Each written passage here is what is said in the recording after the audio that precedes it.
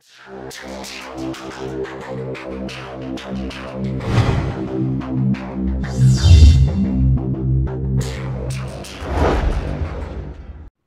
2020년 11월 15일 일요일 밤입니다.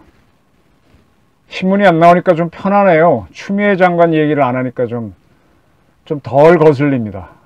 무슨 정치를 하고 뭘 하더라도 좀 흥미롭고 좀 격식 있게 해야지. 이 무식한 싸움을 하는 걸 보니까 뉴스 코멘트를 하는 입장에서도 영 역겹습니다. 오늘은 좀 전혀 다른 이야기를 하겠습니다. 주말 밤이기도 하니까. 독도 이야기, 울릉도 이야기를 하겠습니다. 독도를 지키려면 울릉도를 키워라. 울릉공항에 이어 울릉도의 공항에 이어 스마트 원자로를 집어넣게 하자는 게 저희 제안입니다. 제가 독도에 굉장히 애정이 많습니다. 세월도 오래됐고요. 독도는 누가 지킵니까?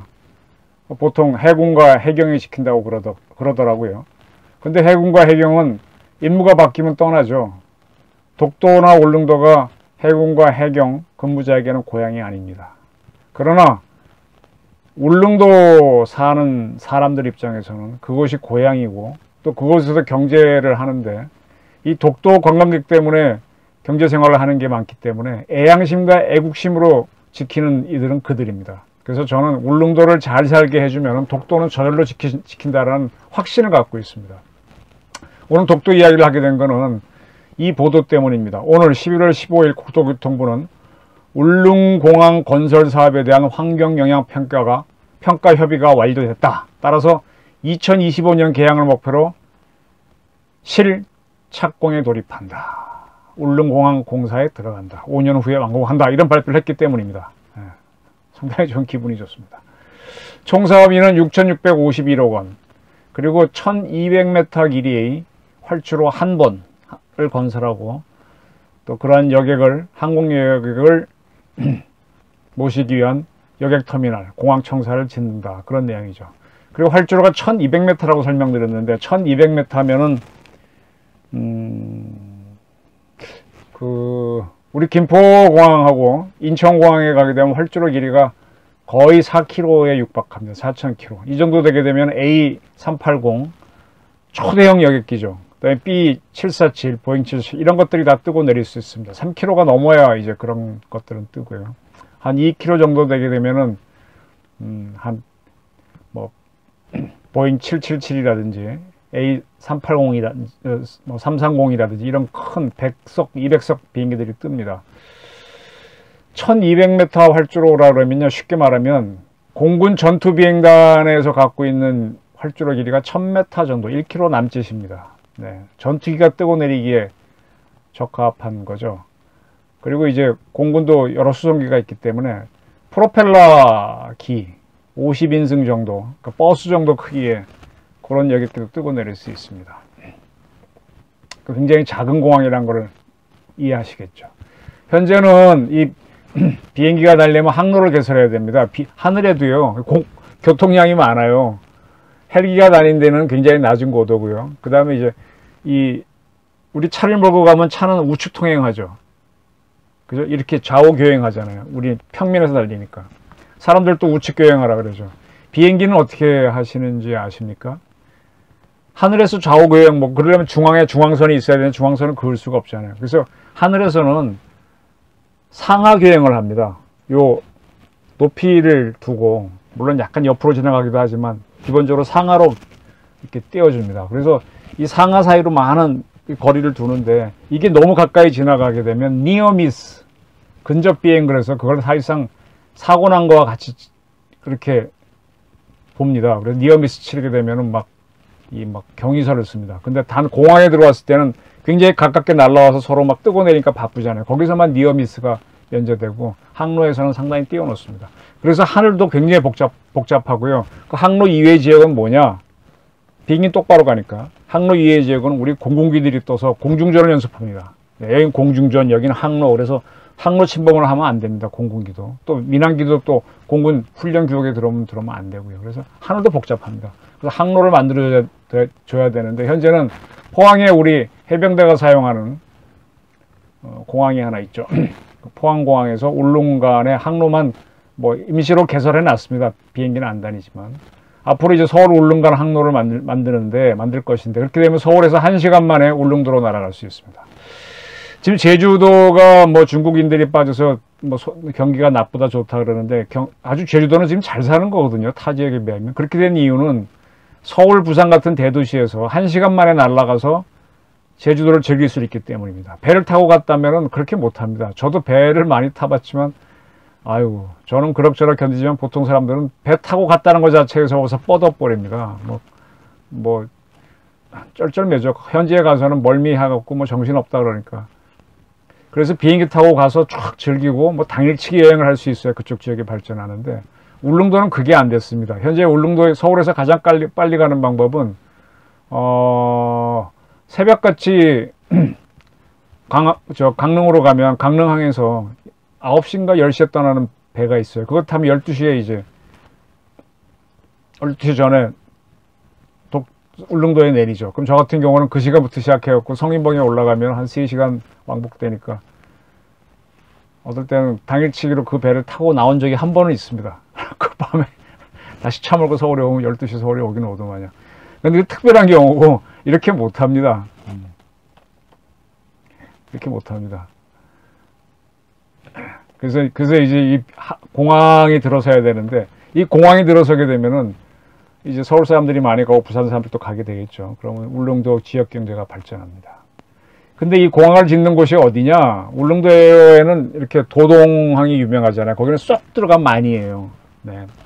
바위들 때문에 특이하게 쏙 들어가서 거기는 항구가 될 수 있었는데, 자연적인 항구죠. 근데 좁아요. 그래서 도동항이 좋은데 큰 배가 못 들어갑니다. 그리고 저동항이 큰 이렇게, 거기도 인공으로 방파제를 만들어서 했거든요. 약간 많이인데. 그 두 군데 제외하고 나면 뭐 만도 별로 없어요. 사동이 그나마 조금 많은데, 이게 모래사장 있는 것처럼 이렇게 바다를 향해서 이렇게 넓은 대적 같은 모양으로 바다를 향해 있는 곳이에요. 그래서 거기서 사실은 항구를 만들 수 없는데, 그 대접처럼 된 그 앞바다에, 이렇게 펼쳐진 앞바다에 이렇게 방파제를 쳐서 억지로 인공적으로 만든 거죠. 근데 독도하고 울릉도하고 어떤 게 먼저 만들어진 섬인가 하면요, 울릉도가 더 후배입니다. 독도가 먼저 독도가 물 위로 나온 건 조금이고 울릉도는 훨씬 크지만, 울릉도가 사실은 더 늦게 만들어진 섬인데, 그래서 이 동해는 수심이 한 3,000m 되지 않습니까? 거기서부터 산이 쭉 올라온 거예요. 해산이 올랐기 때문에 울릉도에서는 조금만 벗어나면 바로 깊어집니다. 독도도 마찬가지입니다. 그래서 독도에다가 바로 깊어지기 때문에 지금 방파제를 못 쳐서 배를 대는데 어려움이 있는 겁니다. 사동항에는 이제 상당히 그쪽 앞바다도 깊은데, 거기다가 임의로 이렇게 테트라포트라고 하는 그 산바리 같은 거, 사바리죠. 왜 여러분 그 부두에 가시면은 막 이상하게 생긴 거머리처럼 생긴 걸 쭉 깔아놨잖아요. 그걸 집어넣고 그다음에 케이슨을 깔고 해서 이렇게 거기다가 방파제를 만드는 겁니다. 그 밋밋한 만 앞에다가 아주 단단한 방파제를 짓고, 그 방파제를 또 일반 방파제는 넓어야 10m밖에 더 되나요? 그것도 굉장히 큰 거죠. 근데 활주로가 되려면 거의 100m 폭으로 키워야 되죠. 굉장히 커야 되죠. 그렇게 큰 활주로를 단단하게 지어서 이제 하는 거죠. 그리고 이제 그거 하려면 돌도 많이 필요한데, 이런 부두나 활주로 만들 때는 케이슨이라 그래서 큰 이렇게 사각형 모양으로 이렇게 시멘트를 갖고 와요. 그 다음에 거기다가 물속에 있는 물하고 흙을 막 뿜어 올리면은 물은 빠져나가고 흙이 쭉 쌓이게 되면 흙덩어리가 되잖아요. 단단하게 그래서 눌러가지고 쌓아 올리거든요. 우리가 새만금 사업에 가게 되면 방파제도 다 그렇게 케이슨으로 만든 겁니다. 그다음에 좌우는 이렇게 약간 말한 테트라포트로 보호하고. 근데 그것만으로도 안 되죠. 동해는 워낙 파도가 거치니까 돌도 집어넣어야 되는데, 그 돌은 바로 그 방파제가 시작되는 육지 뿌리, 지금 지도에 나오는지 모르겠는데 거기에 가두봉이라고 하는 돌산이 하나 있어요. 저도 뭐 여러 차례 봤었고, 그것을 세워놓고는 거기 공항을 못 만듭니다. 그 돌산에 비행기들이 들이박아요. 그래서 그걸 까가지고 그 돌을 이제 방파제 만드는 걸로 써야 되죠. 그렇게 하겠다는 개념입니다. 그래서 방파제를 앞에다 쭉 쳐주게 되면은 그 안에는 이제 파도가 없으니까 어선보다는 여객선 부두가 들어오게 되겠죠. 그 다음에 해군 해군 해경 겸용 부두, 또 수산청에도 써야 되니까 관공서 부두, 여러 가지 좋은 부두들이 많이 생깁니다. 네. 시포트와 에어포트를 겸하게 되는 거죠. 해군 해경 부두에는 우리 해경에서 가장 큰 배가 5,000톤짜리 삼봉함이 있는데, 그 다음으로 큰 게 3,000톤짜리 태평양급이거든요. 그런 3,000톤짜리 배가 그곳에 들어올 수 있습니다. 우리 해군에는 3,000톤짜리 전투함은 없고 2,500톤짜리 차기 호위함 FFG가 있는데 그게 들어올 수가 있습니다. 그 위에는 4,000톤이 넘는 광개토 대왕함이 있는데 그건 아마 동해 일함대 본부에서 출항할 겁니다. 상당히, 근데 2,500톤만 해도 굉장히 큰 배거든요. 3,000톤도 크고. 해경함이 더 톤수가 크는데 둘을 비교하면 오히려 해군께 더 큽니다. 네. 해군 굉장히 큽니다. 그리고 1200m 활주로에는 50인승 여객기 프로펠러가 뜨고 내리지만 당연히 해군의, 우리 공군의 모든 전투기 뜨고 내릴 수 있습니다. 그리고 그 옆에 이제 택싱웨이 계류장에는 우리 전투기들이 대기하고 있을 수도 있으니까 이거 자체가 거대한 항공모함이 되는 거죠. 절대로 가라앉지 않는, 뭐 적이 폭격한다면 활주로는 깨질 수 있지만 절대로 침몰하지 않는 불침 항모가 되는 겁니다. 이렇게 되면은 독도 방어는 물론이고 동해를 지키는데도 굉장히 유리해지죠. 평시에는 뭐 공군기를 파견할 필요가 없지만 필요하시면 바로 파견해서 작전하면 되니까. 그렇게 공항을 만드는 게 의미가 있는 게, 그 독도를 놓고 영유권 다툼을 할 때 우리 쪽에서는 울릉도인데 일본 쪽에서는 오키도라고 하는 섬이 있어요. 시마네 현에 속한 섬인데 그게 독도에서 가장 가까워요. 오키섬에는 지금 공항이 있습니다. 오래됐습니다. 그래서 제가 이걸 알았기 때문에 일본과 대칭 관계를 만들기 위해서라도 울릉도에 공항을 만들자는 주장을 오래전부터 해왔는데 이제 드디어 하게 되는 거죠. 울릉도가 희망이 없는 섬이었다는 것도 잘 알고 있습니다. 그걸 단적으로 보여주는 게, 제주도에서는 서울대학교 합격자가 제법 나오잖아요. 현재 지사인 원희룡 씨는 저보다 몇 년 후배이긴 하지만 서울대학교 수석 입학했던 제주도 출신 아닙니까? 뭐 제주도 출신 인재는 많습니다. 육군 대장 육군 2 사령관, 뭡니까? 2군 사령관 했던 김 무슨 대장도 있었고요. 그래서 거기는 인재가 많아요. 근데 울릉도에는 단 한 번도 서울대 출신, 서울대 입학자가 없다가 2012년 처음으로 나왔습니다. 울릉고등학교라고 고등학교 하나밖에 없는데 개교일에 54년 개교일에 처음으로 나왔었죠. 2012년에 수시 모집 기계군등 특별 전형으로 사회과학 계열에 합격했습니다. 특별 전형이 아니면 어려웠을지도 모르죠. 근데 어쨌든 처음으로 합격을 했습니다. 그 정도로 울릉도는 학원도 없고요.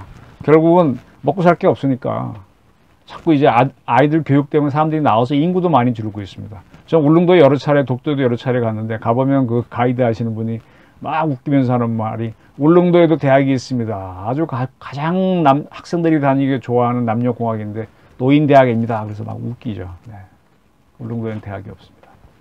그러다 보니까 울릉도에서는 자녀들은 육지에 나가서 공부하게 하고 이제 부모들만 일하거나 또는 부모들도 관광철에만 울릉도에 와서 생활하고 겨울에는 육지에서 지내는 그런 경우가 많습니다.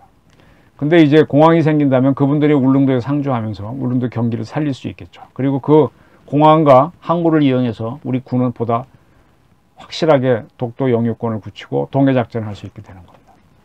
이 독도 영유권 싸움을 한번 설명드릴게요. 1945년 일본이 패망했죠. 항복했죠. 그래서 일본을 점령을 누가 합니까? 미국이 하게 되죠. 메가더가 이끄는 극동군 사령부가 들어와서 일본에서 군정을 하게 됩니다. 그리고 이제 일본 어민들이, 일본 농민들이야 농사 지면 되지만 어민들은 고기를 잡아야 되니까 일본 어민들이 나가서 조업할 수 있는 한계선을 긋습니다. 그때 벌써 미국은 우리를 일본서부터 떼어낸다, 대만도 떼어낸다, 오키나와는 미군이 차지한다, 뭐 이렇게 쫙 계획을 세웠기 때문에 이 섬나라인 일본 사람들이 어디까지 가야 되는지를 한정을 지은 겁니다. 그래서 일본 어민들의 조업 한계선을 그었는데 그걸 메가더가 걷기 때문에 세칭 메가더 라인이라고 합니다.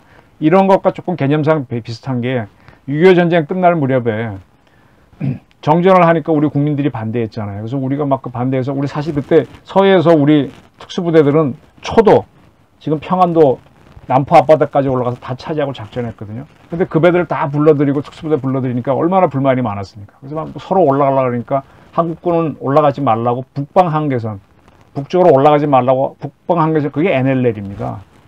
북한한테 상당히 도움이 되는 거죠. 지금 북한이 그걸 뭐 무시하고 있는데 사실은 뭐 성격은 그렇습니다. 그런 식으로 메가더라인은 일본 어민들이 나가서 안 되는 조업 선계선으로 발표를 했는데 그 선 바깥에 제주도와 거문도와 독도가 위치하게 되는 겁니다. 그래서 그건 이제 우리 섬으로 굳어지게 되는 거죠. 그거를 우리가 바로 그때도 언론이 있었고 동아일보, 조선일보 다 해방 전부터 있었으니까 보도가 돼서 알았습니다. 근데 그때 서울에 있는 사람들 중에 독도 가본 사람은 거의 없었어요. 독도를 굉장히 궁금했는데 1947년 광복 2주년이죠. 그때 8월 광복절을 맞아서 그때는 우리가 조선이라고 할 때인데 조선산악회가 울릉도 독도 학술조사대를 만들어 처음으로 독도를 조사하자 그런 계획을 세웁니다. 그리고 그들이 독도를 들어가서 처음으로 어떤 기록을 한번 해봅니다. 이게 뭐 사진 같은 거 남아있는 게 없는 걸로 알고 있어요. 갔다는 기록만 있고. 그때 이제 울릉도 어민들하고 동해의 일부 어민들은 독도에 가서 조업했는지 모르지만 어떤 뭐 공공기관에 간 건 처음이었습니다. 그래서 이제 우리가 독도를 의식했고요. 그 다음 이듬해인 48년도에 이제 큰 사건이 일어납니다. 지금 우리 공군도 서해나 뭐 이런 데 몇 군데 무인도를 공군 폭격장으로 정해서 기총을 쏘거나 폭격하는 연습장으로 사용하잖아요. 깊은 산속도 사용하지만 바다도 많이 사용합니다. 바다에. 그때 미군은 우리를 상대로 미 극동군의 그 아랫부대인 24군단이 우리나라를 상대로 군정을 하고 있으니까 미 5공군이죠. 오키나와에 있는 부대가 우리 쪽에 와서 이 독도를 공군 폭격장으로 사용했습니다. 48년 6월 8일 날 오키나와에서 온 B-29로 제가 알고 있어요. 그 편대가 와서 충분한 확인을 하지 않고 독도에다가 폭탄 투하 연습을 해버립니다. 근데 그때 우리 어민들이 제법 조업하고 있었거든요. 뭐 이분들이 뭐 불벼락이 난 거죠. 뭐 배에 있던 사람들도 마찬가지고 섬에 있던 사람들은 뭐 굉장히 놀래고 그래서 한 30-40명이 전 죽은 걸로 알고 있습니다. 오래된 기사라서 굉장히 그때 컸습니다. 그 당시 사건은 이렇게 지금 화면에 나오는지 모르지만 동아일보가 보도를 했고요. 그때는 뭐 미국을 굉장히 세게 볼 때인데도 이건 아니다고 보도를 했습니다. 그때 자료를 보게 되면은 미군 측에서 실수를 인정해서 그때 돈으로 소 한 마리 살 수 있는 돈을 배상한 걸로 알고 있습니다. 죽은 사람들에 대해서. 지금 생각하면 뭐 이렇게 싸 그러지만 그 당시 소 한 마리 값은 지금과 다릅니다. 굉장히 비쌌습니다. 뭐 집 한 채 값이라고 할까요? 굉장히 비싸서 그렇게 해서 넘어간 적이 있습니다. 네.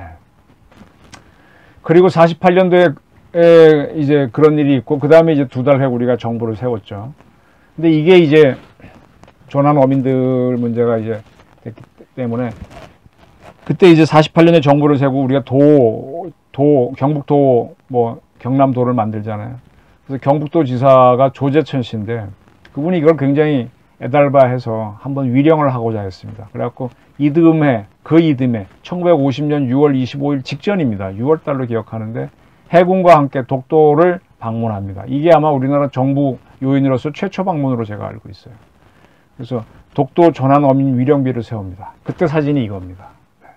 이 사진은 이승만 대통령 이화장에서 보관하고 있던 사진입니다. 동아일보가 한번 찾아내서 보도한 적이 있는 거죠. 그래서 조재천 지사가 가서 이제 위령비를 세웠는데 해군과 같이 가서 해군들이 조총을 쏴서 굉장히 엄숙하게 이건 결국 독도가 우리 영토라는 걸 조재천 지사가 확인하는 행동을 해준 거죠. 이때 울릉도에서 몇 주민들이 참석했는데 그중 한 분이 요 할아버지 2분이 나오는데 이 중 한 분이 그 후에 독도 의영 수비대장을 하는 홍순칠 씨의 할아버지입니다. 근데 이 독도 전하는 위령비가 그 후에 사라졌어요. 그 후에 일본이 독도에 들어와서 없앴는지 아니면 태풍 사라오가 왔을 때 뭐 유실됐는지는 정확하게 모르겠습니다. 그러다가 이 독도 조난 어민 위령비가 2015년 독도 바닷속을 탐험하다가 발견됐습니다. 그래서 현재는 울릉도에 있는 안용복 박물관에 전시가 돼 있고요.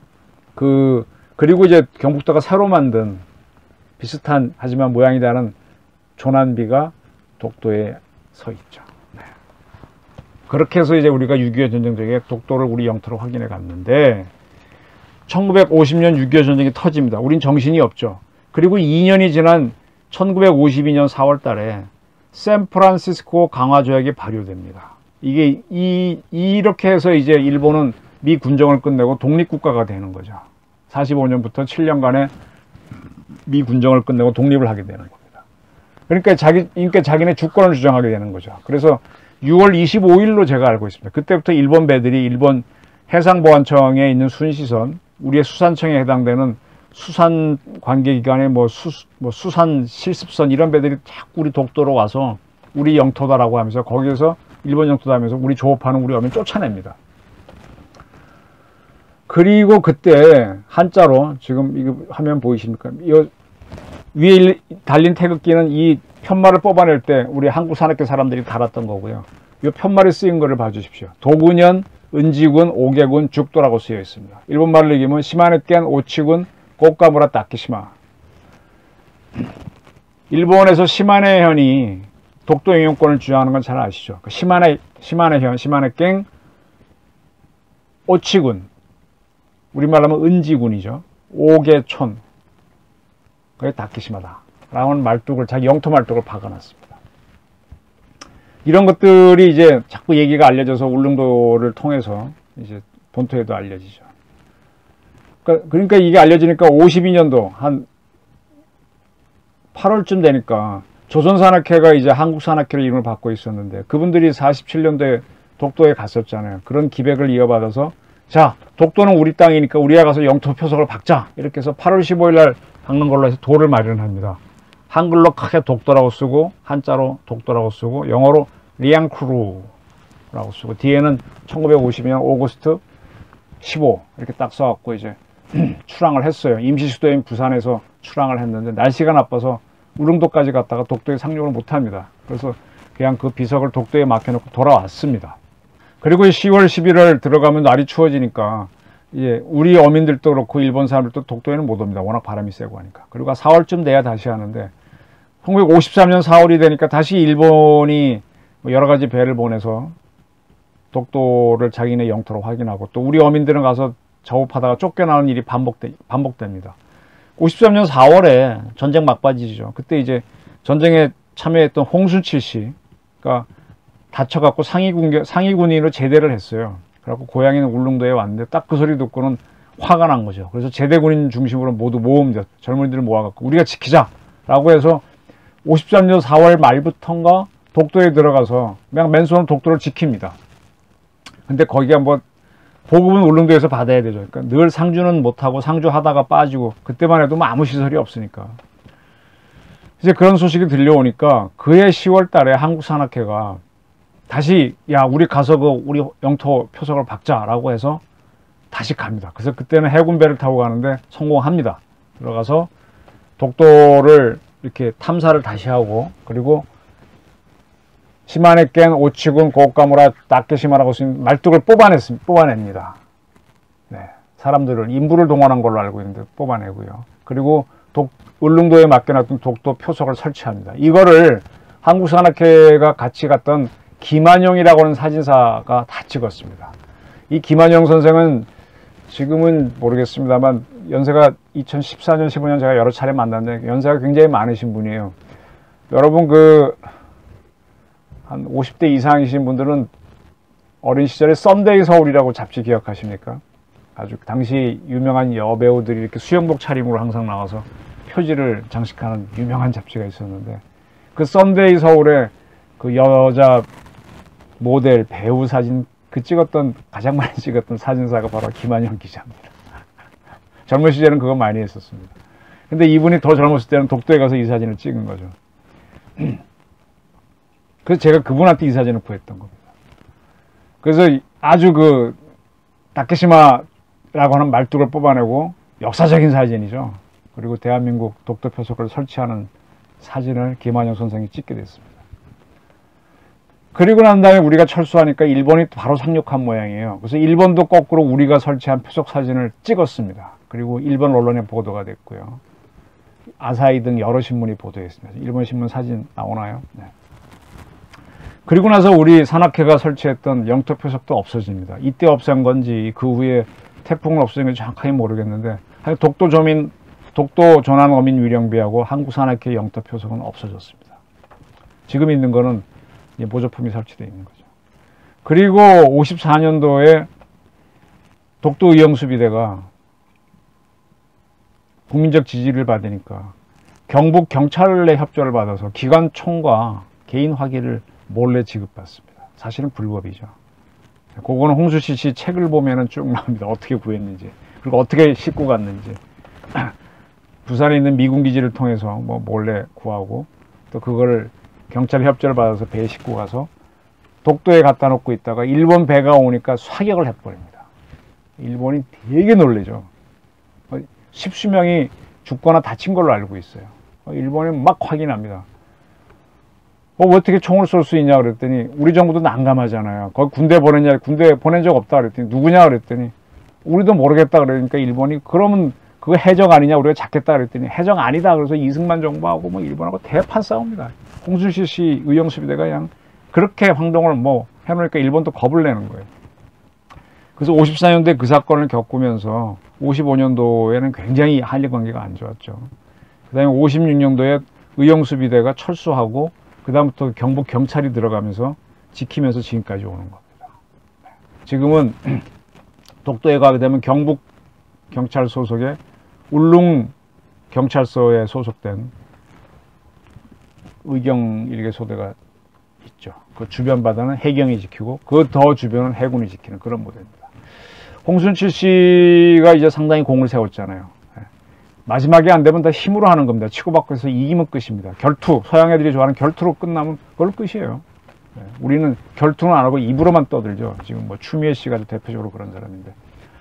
정부는 그걸 인정해서 1960년 홍순칠 씨에게 근무 공로 훈장, 11명의 대원에게는 방위 포장을 수여했습니다. 그리고 96년도에 김영삼 정부 때 겁니다. 그때 이미 다 돌아가셨는데 홍순칠 선생한테 국가보훈훈장 3일장, 대원들에게는 보훈훈장 광복장을 수여했습니다. 참고로 66년도에 저런 포장 줬을 때 이분들은 차, 우리가 뭐 이거 받으려고 했냐 그걸 휙 집어 던졌대죠. 뭐 돈도 아니고 아무것도 아니다. 우리가 이렇게 열심히 했는데 참 나라가 웃긴다. 휙 집어 던졌습니다. 저는 제가 독도하고 해군을 좋아하는 입장에서 동해를 지키는 이람대 해군 함정 중에 한 척은 송순칠 함으로 명명하자는 주장을 오래전부터 해오고 있습니다. 이런 분들의 이름을 지어줘야지. 그리고 조선 숙종 때 일본까지 찾아가서 독도하고 울릉도 영유권을 확인받은 사람이 안용복이잖아요. 안용복 함을 하나 우리 해군 함정 중에 이름 지으라는 주장도 하고 있습니다. 지금 해군 함정 보게 되면요, 전부 다 왕후 장상만 이름 붙였어요. 최근에 이제 고속함은 윤영하 함부터 연평해전에서 희생된 장병들, 병사들 이름을 붙이고 있지만 그 전까지는 전부 다 왕후 장상이었어요. 저는 이런 평민들, 홍순칠 함이라든지 안윤복 함을 꼭 붙이자. 동해에서 작전하는 해군배에는 그런 주장을 하고 있습니다. 독도 영유권을 보다 확실히 하려면요, 울릉도에 외국인들이 많이 오게 해야 돼요. 제주도에 뭐 중국인들, 외국인들 오니까 제주도는 의심할 바 없이 우리 영토잖아요. 이를 위해서는 울릉공항을 지어야 됩니다.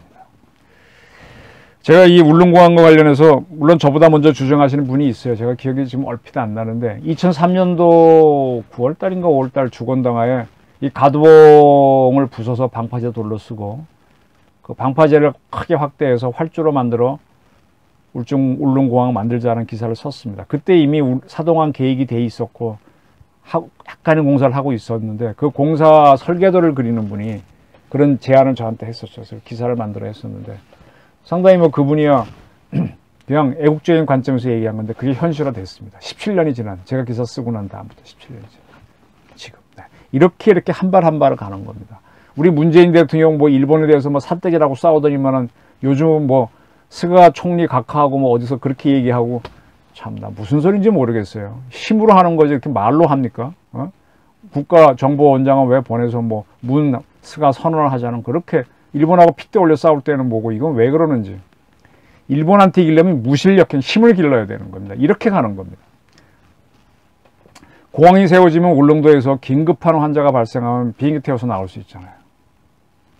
물론 날씨가 너무 나쁘면 비행기 못 뜨고 내립니다. 그러나 어쨌든 옛날보다 많이 좋아합니다.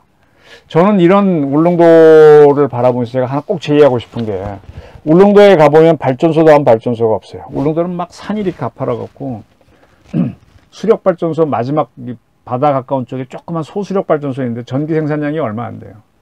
대개 이제 발동기 돌려갖고 기름때 갖고 반가시오 때려갖고 발전하는데 석탄 발전소는 없고요. 그러니까 늘 전기가 비싸죠. 그냥 한전이 봐주기 때문에 싸게 갈 뿐이지. 저는 그럴 바에는 한국이 개발한 우리나라 원자로가 OPR 원자로가 있고, 이건 1000메가짜리고 1400짜리 UAE 수출한 APR 1400이 있거든요. 이거는 인구 100만쯤 되는 대도시에다 하는 거고, 아주 작은 원자로로 스마트 원자로가 있습니다. 모듈형 원자로. 이걸 더 줄이면은 항공모함이나 잠수함 만드는 데 넣을 수도 있다고 하는 거죠.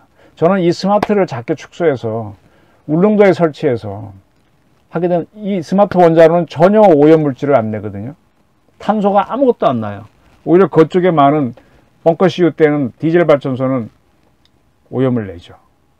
그래서 스마트 원자로가 우리가 개발해 놓고 설치를 못 해보고 있는데, 저는 제주도나 다리를 놓을 수 없는 울릉도 같은 이런 섬, 백령도 같은 데 한번 설치하면 어떨까. 그래서 그걸 토대로 해외 수출하고 이렇게 했으면 좋겠다는 생각을 합니다. 그래야 거기도 전기가 풍족해지면서 또 우리도 원자로가 발전하고 이렇게 가는 거죠. 스마트 원자로가 들어가면은 저는 울릉도는 또 한 번 도약의 기회를 잡을 거라고 봅니다.